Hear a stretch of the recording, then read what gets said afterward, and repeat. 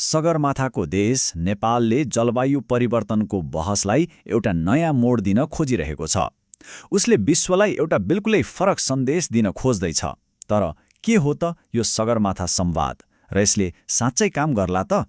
आउनुहोस् यसको प्रयास र चुनौतीहरूलाई अलि गहिराईमा गएर बुझौं। कुरा त्यति बेलाको हो जति बेला काठमाडौँमा विश्वभरका नेताहरू जलवायु सङ्कटबारे ठूला छलफल गर्दै थिए।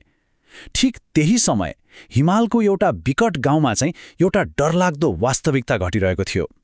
यो कुनै संयोग मात्रै थिएन, बरु यसले संवादको महत्त्व र तात्कालिकतालाई एकैसाथ देखाइरहेको थियो। एकछिन कल्पना गरौँ त, एकातिर काठमाडौँका सुविधा सम्पन्न हलहरूमा तातो बहस चलिरहेको छ, अनि अर्कोतिर हुम्लाको एउटा गाउँमा मानिसहरूको घरबार नै बगिरहेको छ। हो, यही दुई फरक दृश्य बीचको खाडल पूर्ण नै यो संवादको मुख्य उद्देश्य थियो। त्यही खाडल पूर्णका लागि नेपालले विश्वलाई नै बोलायो। तर प्रश्न उठ्छ, नेपाल जस्तो सानो देशले यति ठूलो शिखर सम्मेलन आयोजना गर्नुपर्ने अवस्था नै किन आयो त? यसको पछाडिको कारण हो एउटा गहिरो अन्यायको कथा। यो अङ्कलाई एकछिन हेरौँ त। 0.27% विश्वको वायुमण्डललाई प्रदूषित गर्ने कार्बन उत्सर्जनमा नेपालको योगदान यति नै हो। भन्नुको मतलब लगभग केही पनि होइन। तर यसको मूल्य भने नेपालले सबैभन्दा धेरै चुकाइरहेको छ। योगदान लगभग 0, तर असर एकदमै भयानक। विज्ञहरूले के भन्छन् भने हाम्रा सेता हिमालहरू पग्लेर अब त काला चट्टान जस्ता देखिन थालेका छन्। जीवन दिने नदीहरू नै किलर रिभर्स अर्थात् ज्यानमारा नदी बन्दैछन्। र सबैभन्दा चिन्ताको कुरा त हाम्रो यो पुरै क्षेत्र विश्वको औसतभन्दा झण्डै दोब्बर छिटो तातिरहेको छ। किनभने हाम्रो हिमालय भनेको ढुङ्गा र माटोको थुप्रो मात्रै होइन, यो त तेस्रो ध्रुव हो। पृथ्वीको उत्तरी र दक्षिणी ध्रुवपछि सबैभन्दा धेरै हिउँ यही छ, जसले एसियाका लगभग 2 अर्ब मानिसलाई पिउने पानी दिन्छ। त्यसैले यो सङ्कट नेपालको मात्रै होइन, यो त विश्वकै साझा सङ्कट हो। यही सङ्कट देखेर नेपालले अब हात बाँधेर नबस्ने निर्णय गर्यो। पीडित भएर गुनासो मात्रै गरिरहने होइन, अब आफैले केही गर्ने। त्यसैले उसले आफ्नै एउटा विश्वव्यापी मञ्च बनायो र संसारलाई नै काठमाडौँमा बोलायो। अब यो संवादमा को आयो त? लगभग 175 विदेशी प्रतिनिधिहरू। तर सङ्ख्याभन्दा पनि महत्त्वपूर्ण कुरा के हो भने उनीहरू को थिए? यहाँ हेर्नुहोस् त, सबैभन्दा ठूलो हिस्सा मतलब 40% हिन्दुकुश हिमालय क्षेत्रका देशहरूको थियो। यसले के देखाउँछ भने जलवायु परिवर्तनबाट सबैभन्दा बढी प्रभावित पर्वतीय देशहरूको एउटा शक्तिशाली गठबन्धन बनाउने प्रयास भइरहेको थियो। यहाँ नेपालको रणनीति के थियो भने नेपालले मात्रै बोल्ने होइन, बरु संसारका ठूला र प्रभावशाली मान्छेहरू जस्तै COP29 का अध्यक्ष र भारत चीनका मन्त्रीहरूलाई नै नेपालमा ल्याउने, उनीहरूलाई हिमालको पीडा आफ्नै आँखाले देखाउने र उनीहरूकै मुखबाट विश्वलाई सन्देश दिलाउने। यो एक निकै चतुर कूटनीतिक चाल थियो। तर यो संवादको उद्देश्य खाली समस्या देखाएर खतराको घण्टी बजाएर मात्रै पुग्दैन थियो। यसको खास र सबैभन्दा ठूलो उद्देश्य त अर्कै थियो। जलवायु परिवर्तनबारे जुन विश्वव्यापी बहस छ, त्यसको पुरै कथा नै बदल्नु।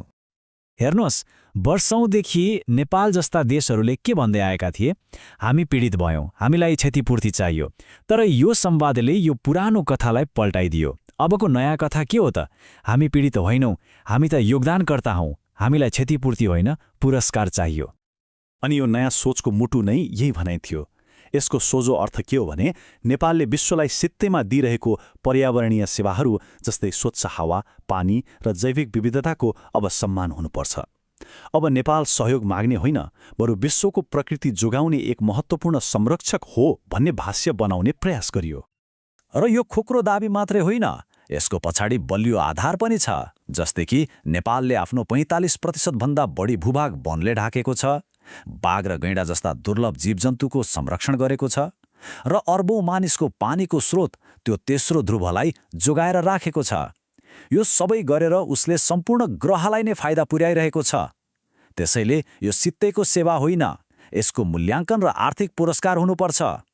नयाँ कथा त बन्यो, सुन्दा एकदमै राम्रो पनि छ। तर यसलाई वास्तविक पैसामा ठोस सहयोगमा बदल्न त्यति सजिलो छैन। किनभने यसको लागि विश्वव्यापी जलवायु वित्तको एउटा विशाल र जटिल प्रक्रिया पार गर्नुपर्छ। यहाँ एउटा एकदमै स्वाभाविक प्रश्न उठ्छ। यदि जोखिममा परेका देशहरूलाई सहयोग गर्न भनेर पैसा छुट्याइएको छ भने त्यो पैसा पाउन किन यति धेरै गाह्रो छ त? आखिर किन?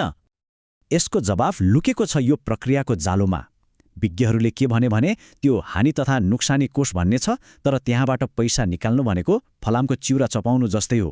पहिलो त आफ्नो देशमा भएको बाढी, पहिरो, जलवायु परिवर्तनकै कारण हो भनेर वैज्ञानिक प्रमाण जुटाउनु पर्यो। त्यसपछि भएको क्षतिको एक हिसाब किताब गरेर कागज बनाउनु पर्यो र अन्त्यमा कोषको जटिल प्रशासनिक प्रक्रिया र कडा नियमहरू पार गर्नु पर्यो, जुन गर्न ठूलो प्राविधिक क्षमता चाहिन्छ।